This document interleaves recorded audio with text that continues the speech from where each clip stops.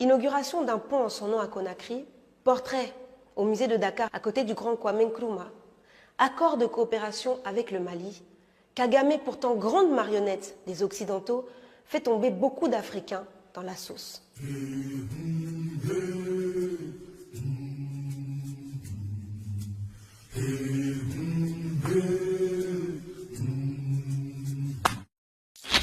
Depuis plusieurs années, une frange de la jeunesse et des citoyens se revendiquant panafricanistes se laissent séduire par ce qu'ils entendent et voient des réalisations de Paul Kagame, au pouvoir au Rwanda depuis 1994 et président depuis mars 2000. Oui, depuis 23 ans, et il annonçait récemment qu'il allait briguer un nouveau mandat, un 4e.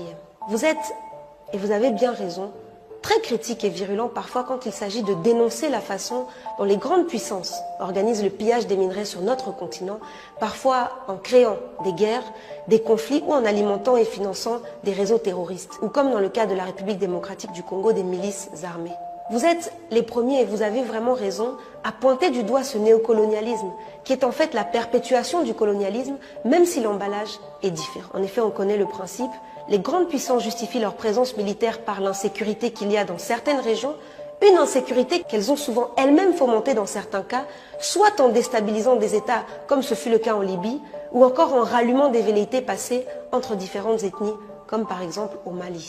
Et évidemment, ça se passe toujours dans des endroits très intéressants en termes de ressources ou très bien situés au niveau stratégique, au niveau géostratégique. Mais ces dénonciations que nous faisons des puissances étrangères devraient-elles nous empêcher de faire le procès des dirigeants africains qui acceptent de tuer leurs frères et leurs sœurs pour leurs intérêts? Le Rwanda est l'un des pays du continent dont se servent certaines puissances occidentales pour organiser l'exploitation illicite et le pillage des minerais congolais. Le Rwanda vit de l'aide étrangère à hauteur de 40%.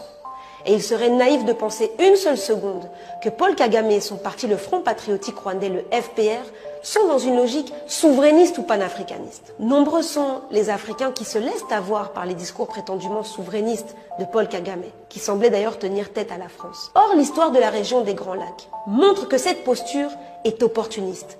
Aujourd'hui, ce sont bien les troupes rwandaises qui sécurisent les intérêts de la multinationale Total au Mozambique. Au regard de ces réalités, est-ce que vous pensez vraiment que Paul Kagame est un allié de l'Afrique et des forces souverainistes dans la lutte que mènent les vrais panafricanistes? Et puis le souverainisme dans un contexte panafricain, c'est quoi?